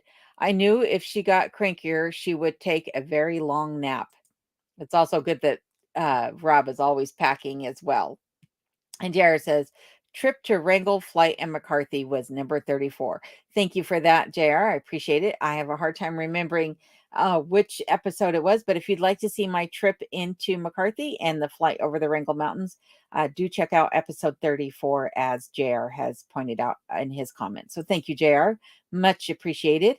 And Poor Man's Homestead says, I worked in Alberta for a summer paving, and the thunder out there would shake the house. It scared the crap out of me. It was so loud.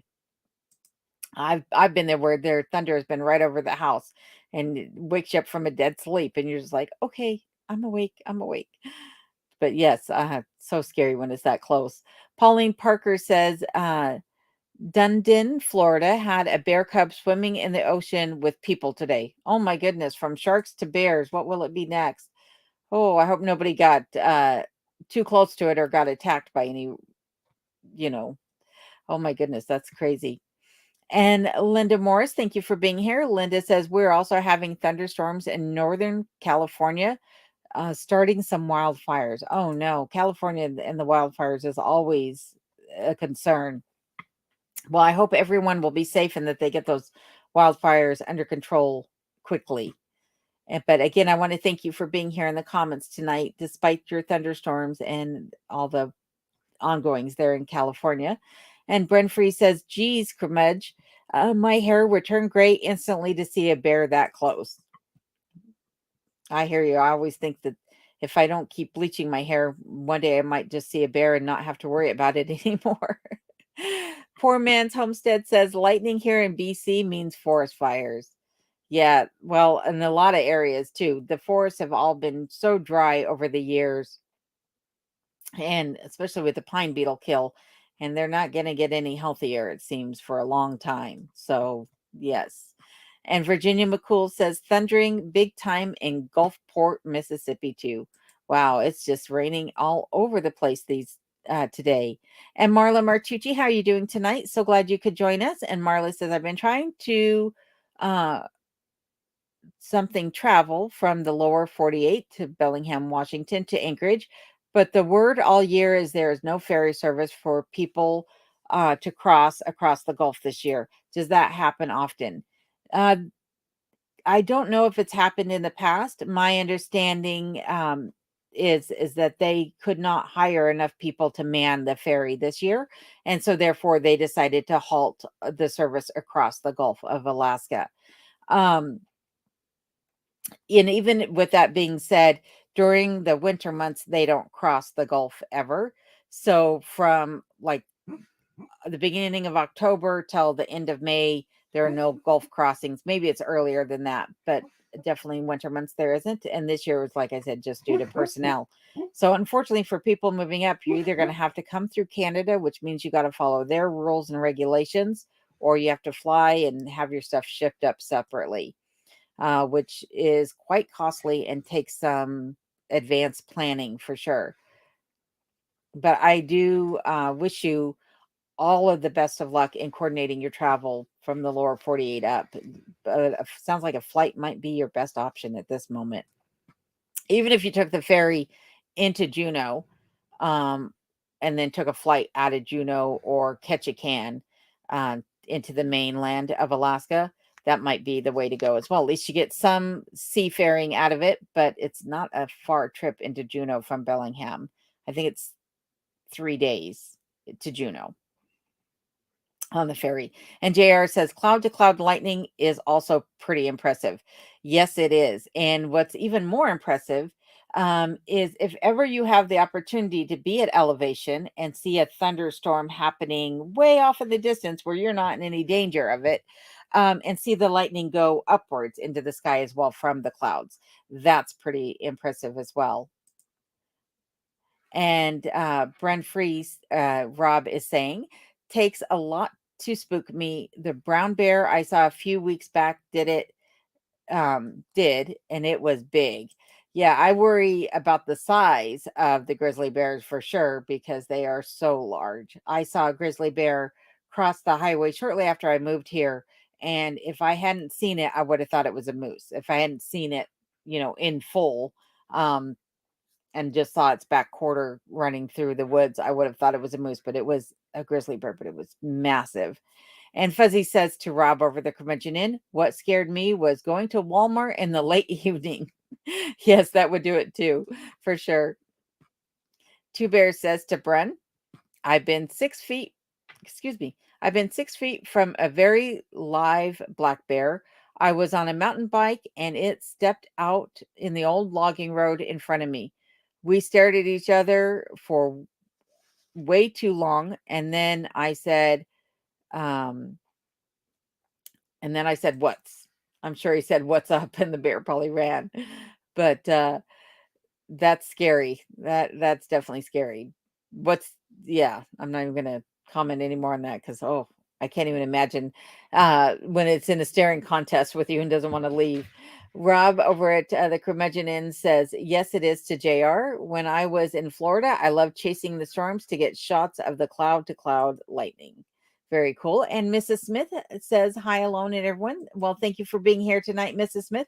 And Mrs. Smith has a blog. If you would like to check it out, you can find um, a link to her blog on my vlog. Yeah, blog, sorry. In the description of each one of my videos, I promote her channel along with a couple others that you can find the links for in the description of each one of my videos. And I'm sure she would appreciate it if you go over and say hi on her blog. And Pauline Parker says, our temp was 90, but felt like 100 and hard to breathe. Yes, high temperatures just are miserable, in my opinion. At least when it's cold, you can put on more layers, but when it's hot, you can only do so much. And my bet says, did you visit Alaska before you decided to move there? What made you choose Alaska? I did visit Alaska before moving here, and I absolutely fell in love with Alaska when I came up to visit. To me, Alaska was like Colorado on steroids, but with an ocean. Absolutely beautiful. It felt like home. But what ultimately got me to move here was the craziness in the lower 48 was part of it. It just seemed like there was more and more crime and more politics and regulations and things like that that I just didn't really want to deal with. The other thing is that I really wanted a dry cabin. Had my heart set on a dry cabin for years, and I was finding land that was affordable in the Pacific Northwest or Colorado was becoming harder and harder to find that didn't have building regulations on it. I had found some land back in Colorado that I had thought about purchasing, and about the time that I went to go make an offer on the property, they had changed the rules and regulations in that area, and they said, nope, now you got to build to the IBC, which is International Building Code. You have to have a water closet, you have to have septic, you had to have, you know, a certain size footprint of your home on the main level. You had to have electricity, so you couldn't be off grid. Um, it wasn't saying that you couldn't have solar, but your solar had to be tied into a local municipality, um, and so on and so forth with all the regulations. So when I was able to find property out here in Alaska in a rural and remote area that doesn't have any of those regulations tied to it, that's really what got me to finally move. That and my kids finally moving out of the house, which freed me up to do the things that I want to do. But Alaska was because of the freedom that is still available here in Alaska more than anything. And Mrs. Smith is saying hello to Rob over the Curmudgeon Inn. And Brun is saying uh, two bears, that is just way too close and only a bike throw at it. Way too close. Oh, he's saying to two bears. That's just way too close. Yes. And Fuzzy says to Rob over the Convention Inn, I lived in Lake City and Weirsdale plus Leesburg for 3 years, then came back home where I have 4 seasons. That's one thing too about Alaska is we do have 4 seasons, but in some areas, but you might not realize it. And some of these you blink and you're going to miss it. Summer is one of those that if you blink, you're probably going to miss it because you're so busy. There's so much going on, and the temperatures can tend to be on the cooler side that you might not even realize that you're having summer. And then in the fall, it seems like it lasts maybe 2-3 weeks is all, and then it's gone. But there are a true 4 seasons here in Alaska as well. So I understand why you would want to move where you see that. And hello, Christina, Oklahoma, Ohio. I really appreciate you being here again tonight. And Christina says, hello, alone. Hug, sweet lady. It's rain and cool in Ohio. Yes, we've been talking tonight about how it's raining just about everywhere throughout the world today. And, but not here at my cabin, just cloudy and cool here today. And Donna says, I live about a block away from Scatter Creek. And when thunder and lightning here, it's so loud and close. It sounds like it's going to come through the roof. Whoo! Yeah, that's enough to raise the hairs on your arms just hearing the sound. Oh my goodness. Bren Free says, Alone, can you do a show and tell of your Japanese collected items? Sure, I can do that. I also need to still do one about my favorite cookbooks. I haven't forgotten that one, Bren.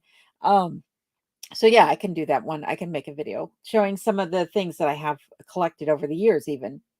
Give me one more sec, folks. Another drink of water.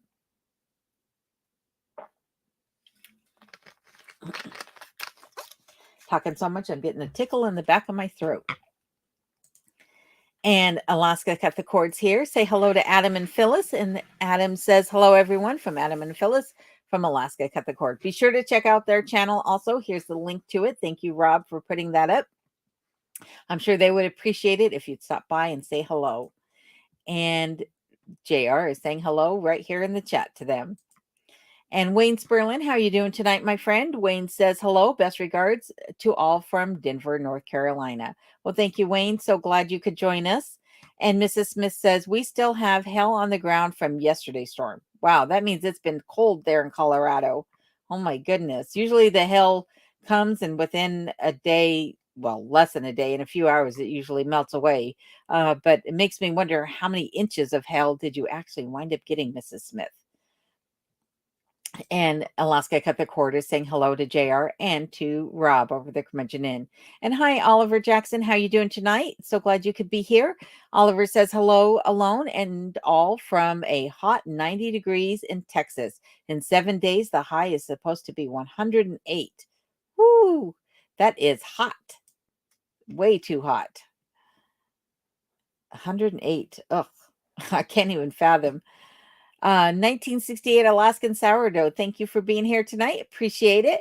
And Sourdough says, yep, a dog is a great alarm. When they run off, don't chase. Get the gun. Dog will be coming back to you for help. They don't know what they don't know. This is true.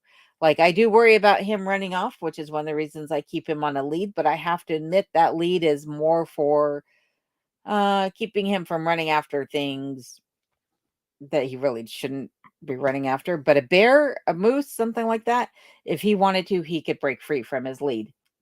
So he, in the last month, has broken his harness twice. Not in the last month, but in the last few months, has broken his harness twice. He broke his leather collar. He broke 2 leads, actually. Snapped the, what are they called? The twisted wire cable that has the plastic sheathing on it, that's made for 100 to 150 pound dogs. He snapped those right in half, 2 of them. So over the last few months, I think he's gotten stronger than he's ever been, because if he wants to, he could just take off and nothing's going to hold him back. So, but it's not, I wouldn't chase after him if he took off like that. I would call him, but I'd be waiting for him to come home with my gun in my hand for sure. And by the way, everyone, Alaska Sourdough has a channel also, so be sure to check them out. And here is the channel link. Thank you, Rob, for putting that up.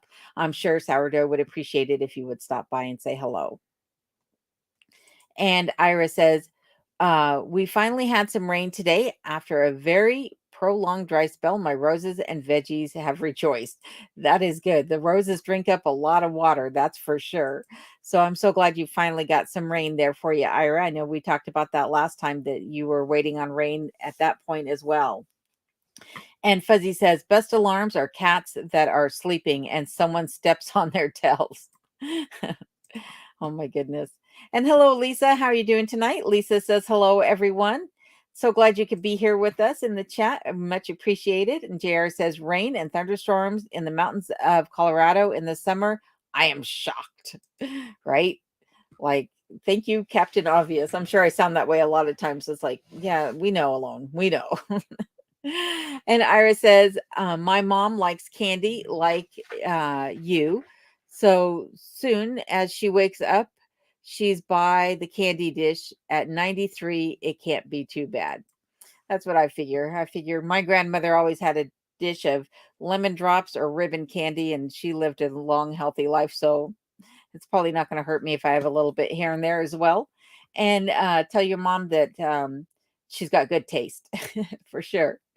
And Donna says, I love cooler weather too, but 86 here today in the northwest coast of Washington State. That's pretty warm. I don't know what the typical highs are, but if you're anywhere near the coast, I would think 86 is pretty hot. And Beachcomber, thank you for being here tonight. Beachcomber says, made it, better late than never. It's 2 p.m. here and a busy day because the weather is so gorgeous. Well, you're about a rarity tonight here on the live chat. It seems like everybody else is sucked in with rain. So enjoy the nice weather while you got it. And again, thank you for being here despite your busy afternoon. And Simple Grower, thank you for being here as well. And Simple says, hello alone and all from Western Oregon, 82 degrees here, Fahrenheit at 7 p.m. You're also really warm there tonight. Oh my goodness. I think you got some people who are probably envious of you this evening with your nice warm temperatures. And Curmudgeon says to Bren Free, did you make more cake? Beachcomber says, how are you doing to Rob over the Curmudgeon Inn? And Rob is saying hello to Simple Grower. And Clint says, not to get too political, but pineapple does not belong on pizza. Ooh, I don't know about that. I do like some pineapple, that's for sure. And Curmudgeon Rob has put up Simple Growers channel link right there for everybody. So be sure to check them out and say hello from me if you would. And Curmudgeon and Rob is saying very good to Beachcomber. And Beachcomber says, God or well. I'm not sure if he meant good or well, but we'll find out. And let's see here. I'm going to skip through a little bit of these here for a second, just because they're getting a little bit into their own weeds there, if you will. And Alaska's Last Frontier Homestead, Bill says, a lot of homes that only have OSB, which is oriented strand board on the outside, is because taxes didn't go up until the structure was finished. Without siding, the structure wasn't finished, lower taxes. Well, that's one other thing too about Alaska is that you'll find some areas don't have any taxes whatsoever other than federal taxes. So here where I live, there are no property taxes. There's no sales tax. I just pay federal tax. There's no income tax in the state of Alaska. So when I go to the store here, in this area of Alaska, I'm not paying any taxes on goods here in this part of Alaska. So one nice thing about living rurally is that I do have a lower tax bill every year, which is really great. And you're going to find that it varies from borough to borough in Alaska, whether or not you're going to be paying taxes and whether it's sales tax or property tax or what have you. Beachcomber says, enjoying the beautiful weather we are having finally. Had about 8 weeks of torrential rain and cyclones, so enjoying what we have now. Woo, yes, I would think so after 8 weeks of that. That's a long time. Yikes. And JR says OSB siting is in some areas of Alaska is due to government can't appraise the tax base until the building is finished, just as Bill was saying. Yes, this is correct as well. And a Simple Grower says, I enjoy watching your videos alone and I play the commercials through to support you. Thank you. That is definitely one thing that you could do that comes at no additional cost to you is to let those commercials play. Sometimes they can be a bit long though. So if that happens, I always say get up and make a cup of coffee. But I appreciate you letting those commercials play. That does help me out a lot. So thank you very much for that. And MSNBC says, tell us your favorite thing that has happened since you moved to Alaska or your favorite memory of growing up. That's a tough one. The favorite thing has been finding this cabin. To be quite honest with you, I'm absolutely in love with this cabin. Every day I'm still in awe and shock that I get to live here, not only in Alaska, but in this cabin and have these amazing views right out the back of my property. But the favorite thing that has happened, I would probably say when my son came up last year, and I got to see a little bit more of Alaska because he and I, got in the vehicle and we just kind of took off some random roads, which was kind of nice to do. One of my favorite things to do. So I would say that was probably my favorite thing to do. And he'll be coming back up in August or September. I forget. I have it on the calendar. I need to look. But he'll be coming back up later this summer, and we're bound to do a bit more exploring when he's here. And this time, his sister, my daughter, will be coming up with him. So that'll be really nice as well to have both of them here. But that's a great question. Thank you. And poor man says, I pee more than it's rained in the past 2 months. Don't know the first pat got cut off. The first part got cut off. Gotcha. Oh my goodness. And a little too much information there, poor man. Alaska's Last Frontier Homestead says to JR, that is true, but it has changed in recent years because they only do flyovers. And if they see a roof of certain size, they say it's a finished home and tax accordingly. That is something here, like, even though I don't have taxes or any governmental body other than the state overlooking where I live, there you'll see a lot of planes that are flying over, and they're doing surveys to make sure that you're not harvesting trees from uh, the native lands or from the state or the federal lands that have not been marked for tree harvesting. They'll also do wildlife counts and things like that. So you might think that you're out in the middle of nowhere, that people aren't going to see whatever you're doing on your property, but they're constantly looking from the skies for one reason or another. So just keep that in mind if you're planning on moving out to rural Alaska, is that if there's a little plane going overhead, chances are they're looking down at you to see what you're up to. And Simple Grower says, my garden is starting to take off. That is fantastic. Mine is just in the ground. So I'm like hoping that over the next 7 days I see a lot of progress. Some little seedlings popping their heads and everything still surviving out there. Alaska's Last Frontier also says, rain makes corn and corn makes whiskey. Oh my goodness. Colorado Pack Rat Prepper says temps will be down to 45 degrees tonight. That's pretty cool for Colorado, but I'm not exactly sure what part of Colorado you're in either. So again, it could be, that you're higher up in the mountains, but cool nonetheless, for sure. One more second, folks. I need to take another drink of water. And JR is saying boo to Bill's statement, not necessarily to Bill, but to the government flying over and assuming that your house is finished, even though you haven't said it is yet. And Rob over the Curmudgeon Inn says to Bill, not true. They flew over my place and my taxes went down, lol. Oh my goodness. Brun says to Rob over the Curmudgeon Inn, I make the greatest chocolate cake in the whole of Australia. I'll send you the recipe, then you'll make it the greatest chocolate cake in Alaska. Oh my goodness. JR says to Bill, get some camo netting and cover that roof. Bill over at Alaska's Last Frontier Homestead says to Rob at the Curmudgeon Inn, if it was a wooded lot and then they flew over and see a big structure, your taxes will go up because it's no longer a wooded lot. It's rare, but sometimes taxes do go down. And Rob is saying to Brun, woohoo, send it. I will make it and make some coffee and tease you like you did us. Lol. Rob's always cooking something delicious, and so is Brun. Oh my goodness. I need to get back to making some cooking videos myself, to be honest with you. I know I'm way behind on some of the things I've promised you guys. So hopefully things settle down a little bit and I can get some editing done for some of the videos I have filmed for you. And Rob says this place has had the buildings on it for 25 plus years. In fact, Rob's place was on I believe it was the railroad. Oh, Rob, you're gonna have to put up the name of the show that it was on. Railroad Alaska. It was one of the homes from that show. So he's got quite the property there, and the person who lived in his home before Jim was quite the character as well.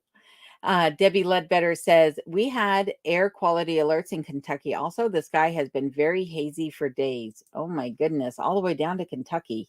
That is a long way for those winds to travel. JR says, North American black bear runs 30 miles per hour, brown bear 35 miles per hour, and a polar bear only 25 miles per hour. I think I'd take my chance with the brown bear still over the polar bear or the black bear. Though, like I said, if any of them have cubs, I'm not taking any chances. And Kathy Barron says, I'm from Michigan, and last week we had air quality alerts all week also. Yikes. Hello, Shane Ladow. How are you doing? Oh, and Kathy, by the way, thank you for being here. I appreciate it. And I also appreciate you being here tonight, Shane. Also, Shane is coming to us tonight from Ham Lake, Minnesota. Shane's always on the move. But I appreciate you always making a time for us in your busy life there, Shane. And I'm so glad to see you again in the chat. My Bet says, thank God for air conditioning. Love spicy food. Same here. I love spice. I sometimes make it even too hot for myself, but the hotter, the better is how I like it. And Bren says, I've bought a lottery ticket. First prize is $20 million. If I win, I'm coming to Alaska. So get ready, y'all. Stock up on stout and moose steaks and get the guitar out over at the Curmudgeon Inn. Sounds fantastic. When you make your way out here, Bren, let me know and I'll come up and visit you and Rob up there at the inn. And Rob is saying to Bren, woohoo, we will be waiting. Yes, and we'll all be clapping and congratulating you on your riches. Sarah says it gave Zeus a big frightened bears. Oh, because Zeus was with you when you guys saw the bears. Yes, I forgot about that. Oh my goodness.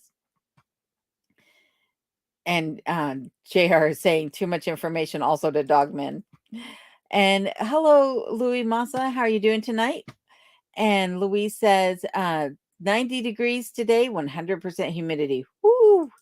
Yikes. That's got to be uncomfortable.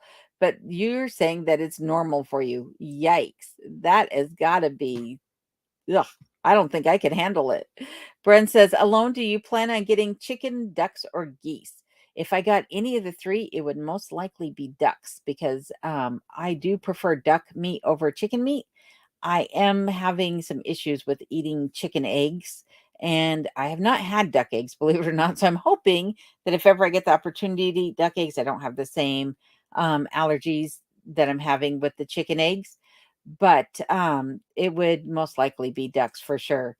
I don't know about geese. I think I would be a bit too afraid to get near them because I know that they sometimes like to attack. So probably ducks to say, yeah, probably ducks. And Rob over at the Curmudgeon Inn says, it got the blood pumping for me to protect Sarah and Zeus. I kept calm and kept telling Sarah what I needed her to do and to be ready to do. Well, that's good. I'm glad you were able to stay level headed through that whole thing for sure. Jared says the search I went on was due to a pilot changing route due to a thunderstorm over Tok and Delta, and told nobody of the flight path change. Woo! Yikes. That's quite interesting to be able to change your flight path and not have to tell anybody. Yikes. So for those of you who don't know, JR did search and rescue for years. So we should thank him for not only his time in the service, but also for doing that as well, because that probably saved some people over the years, or at least to help them find their loved ones that had gone missing in plane crashes.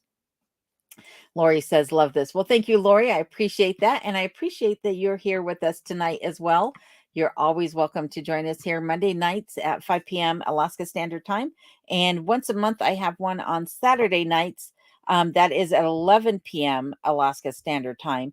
That is so those of you who are either night owls here in the US, or if you're abroad and the time works out better for you to join me on those Saturday once a month live streams, I'm more than happy to have you there as well. The next one will be this Saturday, the 17th, actually. So my next Saturday live stream is coming up this weekend. And Bill over at Alaska's Last Frontier Homestead says, just an FYI, it was snowing on the Denali Highway today. Yep, like JR said in the last live stream, it's always snowing somewhere in Alaska, and this is probably true for sure. And Alaska's 1968 Alaskan Sourdough's channel link is right there for everybody. Thank you, Rob, for putting that up. I'm sure he appreciates it as well. And Colorado Pack Rat Prepper says, I also saw thunder snow in Canyonlands at the Horseshoe in Utah too. Yikes. It's everywhere, this thunder snow. And hello, Tammy Sue Rescues. How are you doing tonight? So glad to see you back in the chat. And Tammy Sue says, hiya, everyone. And onto it, Aussie's channel link is there for everybody. Be sure to pay them a visit as well, if you would. Thank you for putting that link up, Rob. Much appreciated. And there is Tammy Sue's Rescues channel link as well. So be sure to pay Tammy Sue a visit. I'm sure she would greatly appreciate that also. Brent says to Gnomestead, did you use old valve style radios as a ham radio guy? And 1968 Alaskan Sourdough says, no need to plug, pure enjoyment for me, enjoying it and keeping the mind sharp. There you go. That's what it's all about for sure. And Two Bears says, I live off the end of Lake Ontario in the snow belt. Last winter, we got a very bad week-long snowstorm at Christmas time. That storm had snow lightning in it, and that storm shut down Christmas. Yikes. That's quite the storm you got right there. But I bet it was beautiful having a white Christmas for sure. And a Colorado Pack Rat Prepper says, our house in Texas, when I was a kid, lightning struck the TV antenna. And after that, the TV would not turn off. Had to unplug it. Oh, my goodness. Well, at least that was the only thing that happened to it. Yikes. Hello, Joe Young. How are you doing tonight, my friend? Joe says, hi, Ann. Just chiming in, been out and about, haven't been paying attention to what's on. Our big buddy said to leave him some apples out up high where the other animals can't reach, but he can. Loves. Well, thank you, Joe. I appreciate it. And Joe is referencing Sasquatch, who many of us believe might be paying me a visit here and there. So I had a little birdie that had been placed or deceased at either deceased or was placed there after being deceased upon a tree stump in my last video. And unfortunately, something has come and cleared him away from that tree stump as well, and only left a couple of feathers as evidence of him ever being there in the first place. But Joe, thank you for that. I'll take it into consideration and see what I can do. And Linda Morris says, please make some of your amazing meals for us soon. I will, Linda. I will. I promise. I do have the crab bisque video that I just need to get edited, and then I'll get that one up because I know a lot of you had requested it. And then after that, I'll get back to making some other meals for you guys as well and bringing you along for the recipe follow through. And there is Raised in Alaska's channel link so that you can be sure to check out him and his channel. And Shane says, I trained to be a fire lookout up near Strawberry Peak in California. The lookout cabins have lightning rods. Just before it hits, the hair on your arm stand up. It gets really quiet, then boom. Yes, and what's worse is when you see or you hear the boom before you see the lightning, you know that you're way too close to that lightning. So yeah, I know all too well about the lightning standing or the hair standing up on your arms due to lightning in the area. It's quite the scary situation. And my bet says a bear in Dunedin. I have never seen one here in West Florida, and I hope I don't. Well, I hope for your sake you don't either. But I know there are a lot of black bears in Florida as well. And Curmudgeon Inn says, to my bet, I lived in Punta Gorda and Port Charlotte for years. Have seen a few black bears in and about town. And there is Curmudgeon's Inn channel link. Thank you, Bill, for putting that up. Please be sure to pay Rob and Sarah a visit and tell them Alone sent you. And hello, JB. How you doing tonight? JB says, checking in from Music City, USA. Ooh, I love Music City, USA. Ain't that the truth? Hello, and thank you again for being here, JB.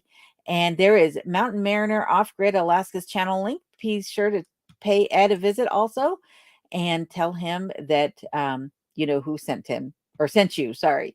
And JR says, NASA has videos of the lightning from the International Space Station showing the sprites going into space from thunderstorms. Yes, and if you want to see sprites yourself, it's usually best to have a camera with a rapid fire shutter or even a video, and you'll see the sprites are actually red. And again, they can go both up and down, but when they appear on film, they're generally red in color. That's pretty cool, though, that NASA's been able to capture that as well. And Shane says, I saw a bear the other day. He looked up at me. I got scared. He took off up a tree. I was relieved. I bet. Oh my goodness. Rob over at Convention Inn says to JR, I have seen some of those shots. They are amazing. And my bet says to Rob over at Convention Inn, we had a Florida panther cross our yard as we live on a preserve. But for some reason, it didn't scare me. I was pretty close too. Woo! That I think the panther would scare me. Back in Colorado, we had cougars, and yeah, they stalk you, and they're pretty quiet. You might just hear a rock fall beside your feet before you ever saw the cougar, if you see him at all. But oh yikes, I think the big cat would scare me more. And there is Jim in Alaska's channel link. Be sure to check them out. I appreciate that, Rob, for putting that up. And Jill, hello from Cleveland. I'm so glad you could be here tonight with us. Much appreciated. And JR says, want to be in cold as I can put on more clothes than I can take off. Well, before being arrested. Oh my goodness. And Rob Everett Curmudgeon is saying to my bet, nice. I have seen them a few times. Used to go into our Backcock web to do shoots and come across 3 in a week. Started having to carry in the park due to feral hogs. Feral hogs are scary in my opinion as well. And Virginia says, will your parents come up to visit you?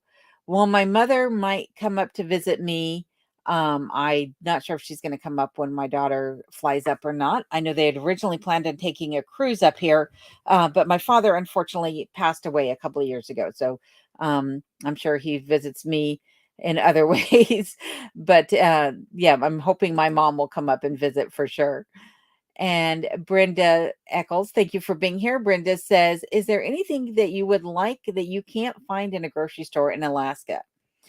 I was thinking about this earlier today, and I actually can't think of anything. The one thing that I was having trouble finding, which I did actually find eventually, but it took a while, um, was Scott's Liquid Gold furniture polish. I prefer it over Pledge or anything like that. And the only place I was able to find it, thanks to one of my other viewers here who told me where I could find it, was in Eagle River in the Walmart there. But so far, I've been able to find just about everything that I could possibly want or need. Though I will tell you that if you're planning on moving up to Alaska, if you are thinking, well, I'm going to come up and I'm not going to bring my furniture with me or my tools or anything like that, you might want to think twice about it because the cost of furniture up here is outrageous. You might also find that it's difficult to find the furniture that fits your style, if you will. And also, tools are quite costly up here as well. It might cost you just as much to ship them up here as it would for you to buy them up here. But if you already have things that you like, you might be better off just bringing them with you. So that's been my experience for sure. But thank you for asking, Brenda. I do appreciate it. One thing I will tell everybody too is that I do have a Amazon wish list. So generally I put things in that wish list for things that I plan on buying myself later. But if you would like to support the channel by purchasing something off of that wish list, there's a link to it in all of my video descriptions. You can find it there. That wish list is constantly changing. But one of the things about that wish list is is, like I said, it's a list of things that I plan on purchasing myself. But if somebody would like to purchase something for me, I'm very appreciative of that. And also in my channel descriptions, I have links to products for things that I use here on the channel regularly, or some of the clothing that I wear as well. My gun holster, things like that, that you can purchase off of Amazon for yourself. Um, and I do get a kickback on those because I'm an Amazon affiliate. It's only a couple cents off of every purchase that I make, but it's at no additional cost to you. So I just want to let everybody know that all of those links, plus a lot of channel links for Gnomestead, Mrs. Smith, Big T's channel, Rustic Log Cabin Life, all of those are in the description of each one of my videos. So if you're ever looking for something, be sure to click down below the video itself to see all of that. And Rob is saying to Brentfree, never throw the bike. Keep the bike between you and the bear. Yes, this is true for sure. And Raphael, how are you doing tonight? Raphael says, hello, everyone. Learning from the Alaskans. I win, Alaska. Well, I again, I keep forgetting what the IWIW means, but I'm hoping it means I win. Maybe not. But thank you, Raphael. I appreciate that. I'm so glad to see you in the chat again tonight. And hello, my friend Lori. How are you doing tonight?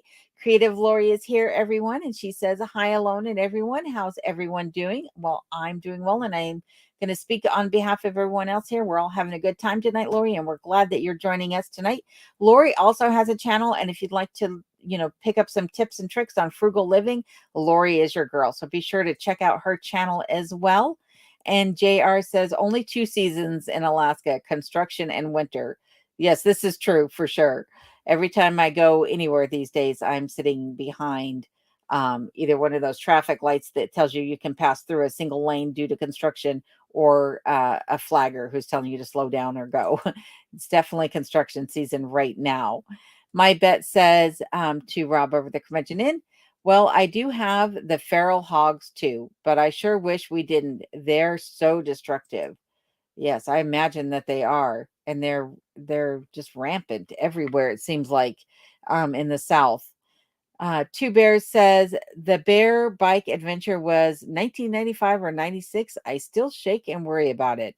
And yep, Annie, I said, "What's up, bear?" And it jumped and ran off, crying too. I think if I hadn't seen the movement in there.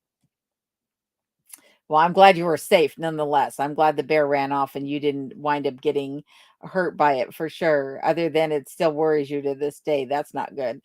Uh, but thank you, Rob, for putting up Creative Lori's channel link. So be sure to pay Creative Lori a visit and tell her that I said hello when you do.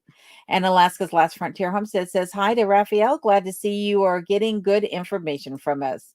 Yes, and I appreciate all of my fellow Alaska channels being here, or at least a good majority of them being here in the chat tonight to help feed through the comments and answer questions as they go along.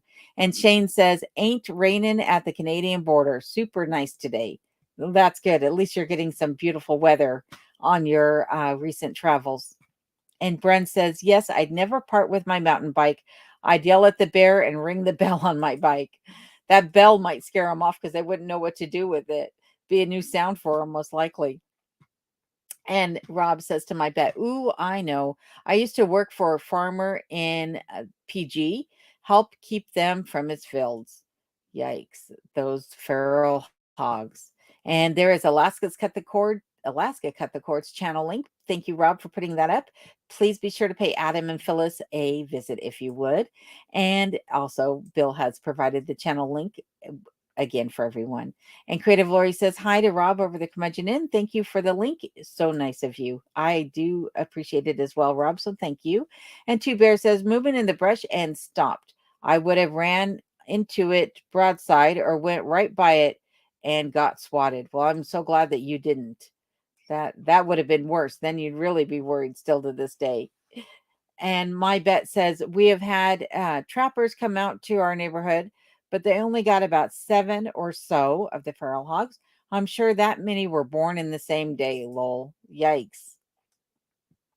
And hello, Weed Eater. How are you doing tonight, my friend? Weed Eater says, good evening, Alone and Kenai.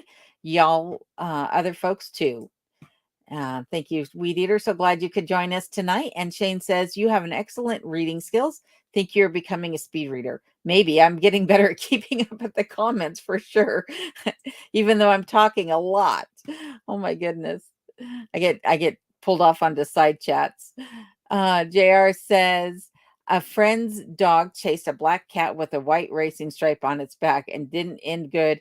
And she's done it twice since. Oh my goodness. We had a dog before I moved to Colorado, or from Colorado to Alaska. I had a dog that actually ate a skunk. And, if your dog gets sprayed by skunk, they say, bathe it in tomato juice and some vinegar or whatever just to get that smell out of their fur. It's worse when they eat it. You can't do anything about it. It's like months later and the dog still stinks of skunk. It's the worst thing. Oh my goodness. And Louise says, it's hurricane season for the Gulf of Mexico. Yikes. Well, stay safe down there for sure. Absolutely. Hurricane season is no joke. And Shane says 108 is too hot. Last summer, I had my landscaping business in California. It was 123. Whoo! Now that's hot. And also partly why I sold it. Yikes. I would think so. Hunter at Aussie is laughing about the racing striped cat.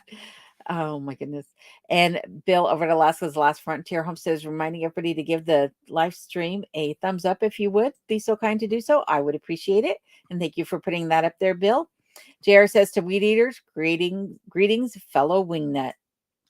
And Shane Ladow says, downsize the federal government. I agree. Less intrusiveness for sure. And Captain Walker 27, how are you doing tonight? So glad you could be here.